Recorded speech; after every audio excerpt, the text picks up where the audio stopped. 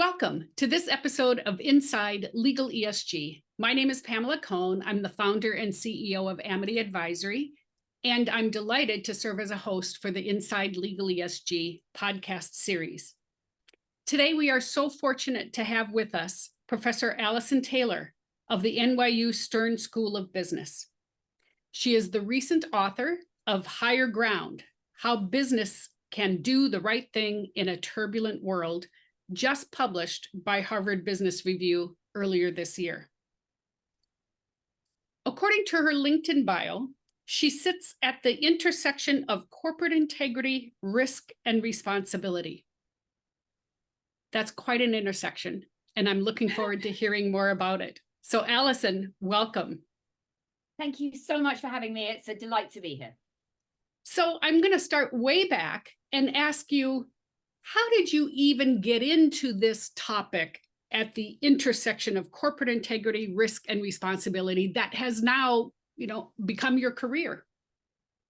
So it's such a great question. And I think, the fact that you run a podcast called Legal ESG is relatively unusual because it does bring together those concepts. So the short answer to this question is I've had a weird career.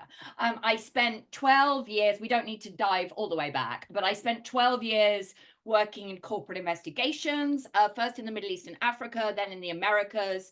So that was lots of work on bribery, anti-corruption due diligence, fraud, anti-money laundering, political risk, helping multinationals operate in high-risk environments. And in that job, you deal with a lot of ethics and compliance departments and general counsels, bankers, lawyers. It's high stakes, it's big transactions, there's lots of legal risk. So I did that for a long time, and I was very kind of familiar with those concepts. And then at the beginning of 2015, I moved to go and work for a sustainability nonprofit called BSR.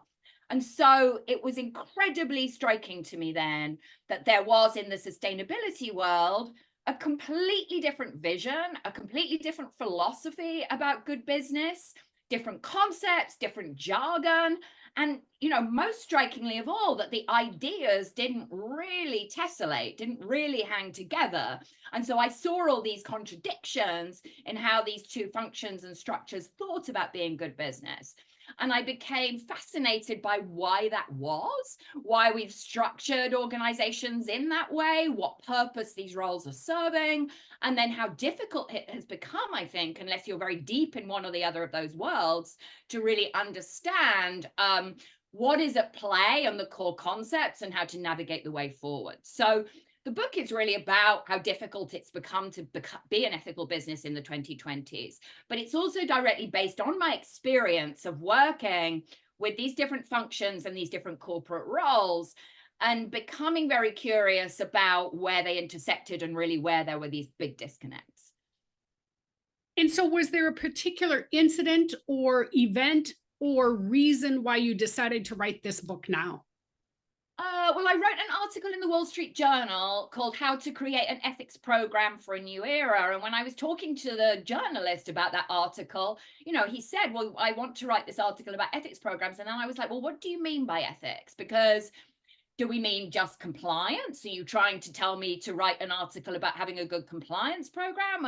And he seemed to be more concerned about issues like climate change and human rights. And so I was like, well, you've really hit on an issue here. Mm-hmm. We don't really know whether those topics are supposed to be in an ethics program or not. And so I wrote that article. And then that came to the attention of an editor at Harvard Business Review who said, oh, we've been looking for a book on business ethics and would you like to pitch? So that was how the book came about. I was actually trying to write another book at the time. But it was really the kind of through line was that original Wall Street Journal article. And then, my experience being that people were really in these very siloed areas on this topic. Clearly you are not, however, so that's interesting. But I certainly see the differences as you described them. It's almost like two different worlds. How long did it take for you to, from the time you had that conversation with the editor to the time the book was published? And the second part of that question is, it is such a rapidly evolving area. How did you even stay on top of everything that was evolving so quickly? So I started talking to the editor in around December 2020. I signed the contract maybe May or June 2021, and then I finalized the book in the summer of 23. So it took a couple of years. You're absolutely right. Like, the world was transforming during that time. So on the one hand, I felt very pleased because I was tracking things like the rise of employee activism and speaking up and the backlash and political responsibility and stuff like that. So in a way, as the situation evolved, I was like, well, I anticipated this. And so everything that's happening is reinforcing my arguments. But then also, of course, things were happening that were very surprising, and I was constantly having to rewrite and restructure. Right at the end, I was having all these dilemmas about, there's this big backlash against ESG. Should I even use that term? Is that term going to last? The book starts with the Starbucks example and unionization. Starbucks has since moved. There is a discussion about Bernard Looney, the former CEO of BP, who's since been fired. So for sure, this is a very, very, very rapidly evolving space. My editor tells me that readers understand that. They understand this is written in a point in time. But yeah, I think that's part of the problem. It's kind of like trying to grab onto Jello and nail it to the wall when everything is moving and everything is incredibly confused and fraught. But I hope that my ideas have a bit more long-term resonance and that I'm saying something a little bit more significant than just tracking developments over the past few years, but the readers will be the judge of that. There are two chapters in your book that I would love to have you comment on because they're related and you just touched on both of them. One is chapter number 7, which is getting serious about corporate political responsibility. And then chapter number 12, speaking up in an era of activism. Share with us your thoughts on both of those topics. Well, let's start off by talking about corporate political responsibility. So the book opens with 3 kind of mega trends that I think have really changed responsible business and made running a business more difficult than ever. And one is the increased willingness that we've all seen and experienced of corporate leaders and corporate employees to speak up on controversial social, political, and environmental questions. That has really changed in the last decade. It used to be we accepted corporations are neutral, corporations focus on shareholder value, corporations do not get involved in topics like racism or climate change or immigration or reproductive rights. Clearly that has changed. I think that happened during the Trump administration, but I think Trump was a catalyst, not the underlying cause. And so that kind of drawing of companies into political discourse has had a lot of consequences. I think it's got a lot more fraught and difficult, but one of its consequences has been that it has really refocused the public and employees and activists and even investors on the gap between speech and spending. So it is very, very typical for a company in corporate America to be taking a stand or putting stuff in its sustainability report. For example, we care about climate change, we've got net zero goals, and then the government relations team might be doing something completely different, might be lobbying against climate legislation, for example, and that's the norm. There are many, many, many, many examples of this I could share, and there's a lot in the public domain. And so I think one of the kind of unintended consequences of leaders being willing to say, we're standing up on the Paris Climate Agreement has been that focus on whether companies mean what they say. So now there's this really big discourse about hypocrisy and greenwashing and woke washing. And I think, I also think we need to, kind of really look at businesses' involvement in the political process if we're going to have a coherent approach to ESG. And ESG generally tends to ignore or downplay these questions. So I think we've got to a point where, in my ideal world, we'd have corporations pulling out of politics altogether and being like IBM. But at minimum, I don't think you can afford to have your speech and your spending not aligned. You have to be sure that if you're making a value statement, you're taking a position that you've got a good game, both in terms of what you're doing internally and then your political spending in particular. So don't make a lot of noise about racism unless your DEI program is really good. And don't make a lot of noise about climate change unless you're sure about what your government relations team is doing. The next topic you asked about was the speaking up. And so this is another kind of consequences of what's happened. In 2017, 18, 19, we saw all these corporate leaders taking stands and taking positions. Every CEO in America had something to say about the George Floyd murder verdict.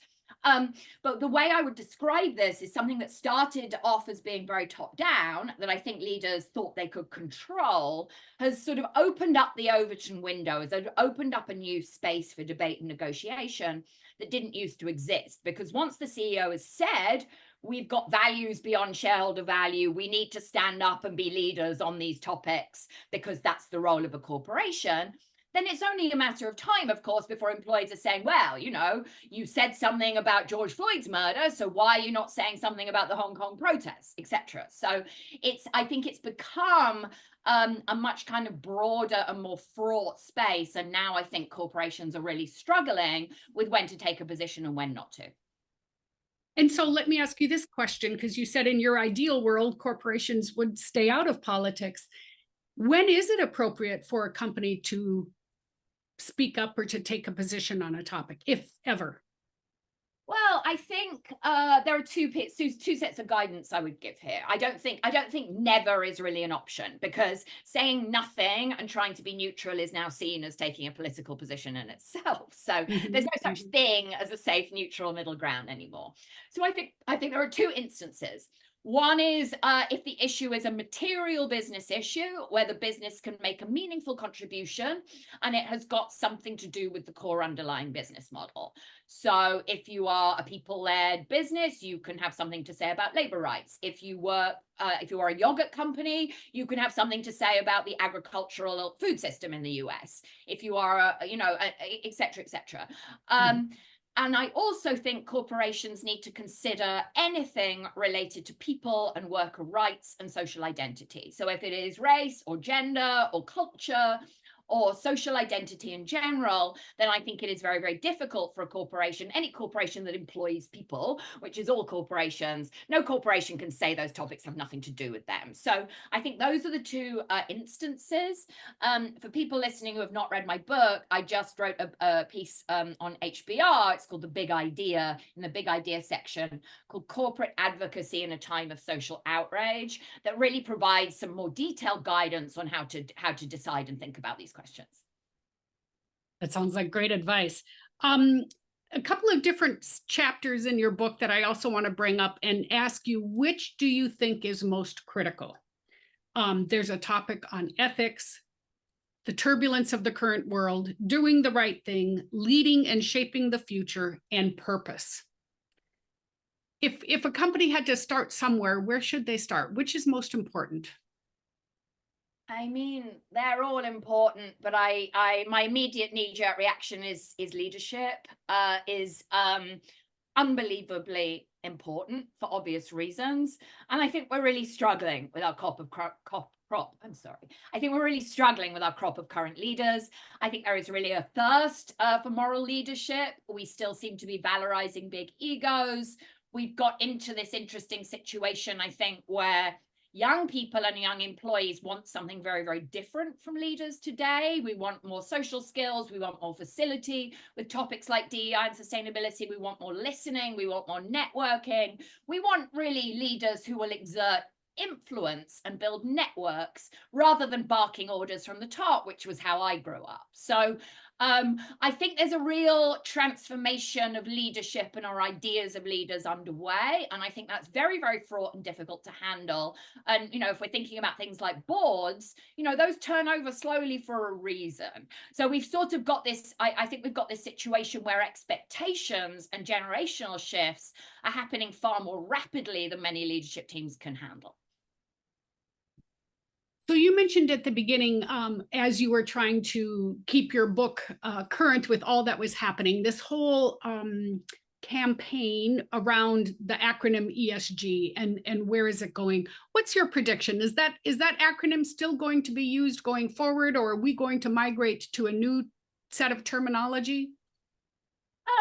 I wouldn't be surprised if someone comes up with a new bit of jargon. This is a jargon heavy field. I mean, there are various people out there at the moment making some effort to rebrand ESG as responsible sustainability or rational sustainability or something like that. I'm here to tell everybody I don't think the issue is the term. I think the issue is that we're having a very, very high stakes debate about what the role of business in society should be. And the acronym ESG is just sort of a proxy for that wider and much more significant conversation. And I think we need to be clear that that is an ethical conversation. That is a conversation about shoulds. That is not just a conversation about making money. And I don't think it is actually particularly advisable that anybody, so whether you're pro or anti ESG at the moment, you are tending to make the argument that this has nothing to do with ethics, and I am the rational capitalist, and those people over there are the ideological bad faith actors. I think that's disingenuous. I think we are having a conversation about what we want and what we believe should and should not be, and I think we actually need to acknowledge that and bring that reality into the room, and that's part of what my book is trying to do. So what do you think 2024 has in store for us here in the US and more broadly with respect to ESG and ethics and the corporate world? Well, I'm not enjoying it that much so far. I mean, we've obviously got the election, which promises to be fraught, nasty, vicious, lots of misinformation. It's already, I don't think any American is feeling particularly positive about that. So I think that's one thing. I think we're going to see, therefore, a lot more scrutiny and discussion about corporations and politics as the year moves forward. The kind of wider point that I'm really hearing from people is that there has been an acceptance that there has been a lot of corporate overpromising. There has been a lot of ticking the box on getting ESG scores and claiming you're tackling 30 things at the expense of a strategic focus. And I'm hearing from a lot of internal teams that they're exhausted, they're getting a lot of backlash, they're thinking better of their assumptions. And so I hope that we're going to be kind of moving into an era, and this also comes from the increased regulation of reporting and the backlash against greenwashing. I think we're moving to a more sober and restrained and realistic era in terms of corporations' promises. At least that's what I am trying to make happen. And your book does a good job of bringing this all to light. There's a couple chapters in the book that talk about the human element. And certainly you mentioned earlier, there aren't corporations without employees. So yeah, the human element of any company plays a huge role. Talk to us a little bit about that. Yeah, so really the core argument in my book is that and it's been a little misunderstood, but the argument of my book is that corporations in the 2020s, for reasons I explain and justify in a lot of detail, ought to focus their ethics commitments. I'm not saying their whole entire business model, but their ethical guardrails. The best place to ground them in a very contentious, polarized world is with the company's impact on human beings, both negative and positive. So thinking about how your business impacts human beings and basing your ethical commitments around that impact and treating human beings with dignity and respect, I think is a path forward, out of the thicket. What has been fascinating to me, Pamela, is that if I tell that argument to somebody that is not like us, so somebody that is not knee-deep in responsible business discourse, that is just a general reader, that is not obsessed with these topics, they find that argument obvious. I had a conversation with somebody a few weeks ago who'd read my book, who is a designer, and she said, that seemed so obvious. I can't believe you took 7 chapters to explain something like why are businesses not all doing that. But when I speak to senior, powerful ESG, sustainability, and ethics leaders, the reaction is, "Ooh, that is a way out there argument. You're being radical." And so I find that super fascinating, that if you're deep in this world, you consider the notion of human impact overambitious, unrealistic. Oh my God, what's she saying? And if you are not deep in this world, you're like, well, why aren't they doing that anyway? So I think that's a really, really, really interesting piece of evidence of how fraught and confusing this world has got, and how maybe the people with the deepest expertise are finding it the hardest to see the big picture. I was just going to say, I would think the reaction would have been the reverse, right? The people who are deeply steeped in this would know that the human impact is a key component, but not so, according to your reactions. Tell me about what have the overall reactions been, both on the positive comments or the critical comments of the book so far? Honestly had that much criticism. I'm hoping for That's good. more. A compliance expert didn't like what I was saying about compliance and sort of made the point, he's an academic though. I'm very focused on corporate practice. I have Mhm. had the reaction from very influential ESG people that my focus on impact is a bad idea. Um, I had a very positive review in Bloomberg Opinion from Adrian Waldridge, who is he's a very critical thinker. So I was very pleased with that. He had a few critiques. But in general, I've been very pleased with how people in this world have understood it. I think what is most exciting for me is if a general reader, again, that has not spent their whole career in this world as you and I have, can understand my arguments and understand my framing. And if they think the book's coherent, that's the Mhm. most thrilling thing to me. And, Yeah. so far, so good. It's very early days, but so far, Yeah. so good. So if we talk a year from now, which I certainly hope we do, what will be the topics of conversation? Oh gosh. I hope that we will be having more conversations about how to involve employees in setting material priorities and shaping corporate values.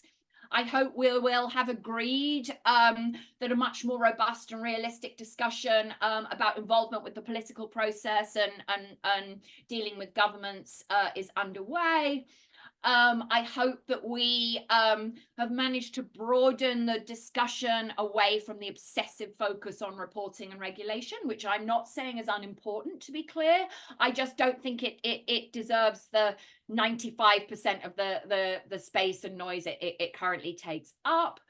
And I hope we're just having a more kind of big picture, realistic conversation about what we're really expecting business to do and not do. I love your comment about reporting and regulation because indeed it seems to suck the air out of the room for those of us who are practicing in this area. And really, from my perspective, that is really just a snapshot picture of progress every year. All of the work should be over here, not meeting Exactly. reporting and regulatory requirements, but so be it. Agree more. Um, okay, ultimately, we live in a very turbulent world. It's the name of your book. So in doing this work, what gives you hope? Oh, being in the classroom. Mhm. I'm teaching a class called Sustainability for Competitive Advantage. Teaching 4 sections of it this term, but the longest versions, I have an undergrad class and an MBA class. They're wonderful. They're so brilliant. They're so skeptical. They ask such good questions. They're so passionate. And I spend time with them and I feel that the world will be okay when they are in charge. And unfortunately, our generation did not, we weren't good caretakers of the world, and hopefully the next generation will be. I think that's absolutely right. I think we've been dealing with some old-fashioned assumptions that need to go away, and these things Yes. take time, and social change takes time. But you and I are trying to be voices charting a path forward, and I think we're able to have that role, even if we're not 25 years old. Yes, here, here. Well, thank you so much for your time today. And I'm about halfway through your book. I'm going to be motivated now to finish it this afternoon. Thank you so much. I'm sure our audience got a lot out of this, and go buy her book. Thank you so much. Such a joy to talk to you, and thank you so much for having me. My pleasure. Bye-bye.